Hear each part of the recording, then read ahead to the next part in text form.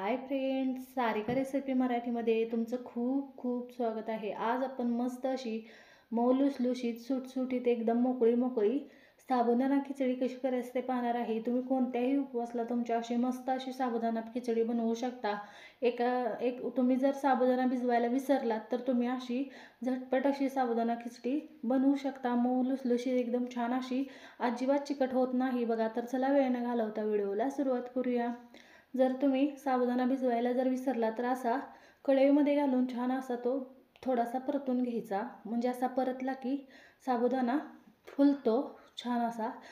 जास्त भाजायचं नाही आपल्याला, थोडासा फुलेपर्यंत याला परतून घ्यायचा आहे। साबुदाणा छान असा परतलेला आहे।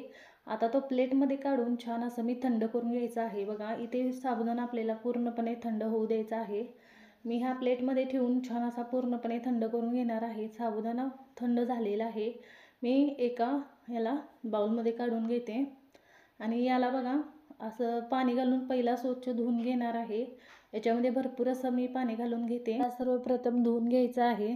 स्वच्छ धुवून आपल्याला हा साबुदाणा भिजण्यापुरतं पाणी घालून याला, तुमच्याकडे जास्त वेळ नसेल तर 1 तास ठेवा आणि वेळ असेल तर 2 ते 3 तास ठेवायचा आहे। इथे मी झाकण ठेवून 3 तास भिजवून घेतलेला आहे। 1 तास जरी ठेवला तर छान असा फुलतो।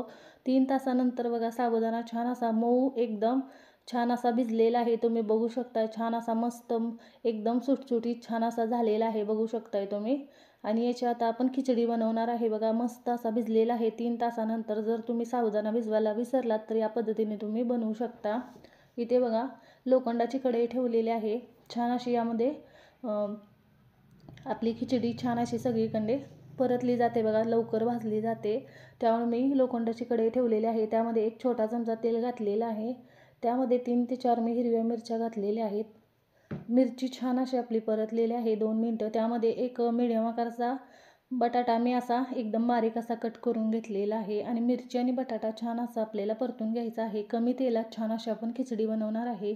खिचडीला तेल कमीच घालायचं। इथे बघा बटाटा पण छान असा परतलेला आहे। त्यामध्ये आता आपण साबुदाणा घालून घेऊया जो भिजवून ठेवला होता तो। आणि यावरच बघा चवीनुसार मीठ घालायचं आणि शेंगदाण्याचं कूट घालायचं। मी इथे अर्धी वाटी शेंगदाण्याचं कूट घातलेलं आहे, लागलं तर नंतर घालणार आहे। तुमच्या आवडीनुसार तुम्ही भाजलेल्या शेंगदाण्याचं कूट घाला आणि छान असं आपल्याला सतत हलवत ही छान अशी आपल्याला मीडियम फ्लेमवर ही खिचडी भाजून घ्यायची आहे। इथे बघा छान असं सतत हलवत मी खिचडी भाजून घेते। पटकन भाजली जाते बघा, तुम्ही बघू शकता अजिबात चिकट झालेली नाही। सुटसुटीत एकदम छान अशी 3 ते 4 मिनिटात आपली खिचडी तयार झालेली आहे। सगळीकडे एकसारखी भाजलेली आहे बघा, तुम्ही बघू शकता याचा कलर बघा चेंज झालेला आहे। मस्त अशी आपली साबुदाणा खिचडी झटपट अशी तयार होते। तुम्ही तुमच्या कोणत्याही उपवासला अशी खिचडी बनवू शकता। बघा एकदम 5 मिनिटात ही तयार झालेली आहे आपली मस्त अशी एकदम मऊ लुसलुशीत एकदम सुटसुटीत मोकळी मोकळी साबुदाणा खिचडी तयार झालेली आहे। तुम्ही पण या पद्धतीने नक्की साबुदाणा खिचडी उपवासाची बनवून बघा आणि आजचा व्हिडिओ कसा वाटला ते कमेंटमध्ये जरूर सांगा। आणि कमी तेलकट होते, अजिबात चिकट होत नाही। व्हिडिओ आवडला असेल तर व्हिडिओला लाईक करा, शेअर करा। चॅनलवर नवीन असाल तर चॅनलला सबस्क्राईब करा, बेल आयकॉनला क्लिक करा।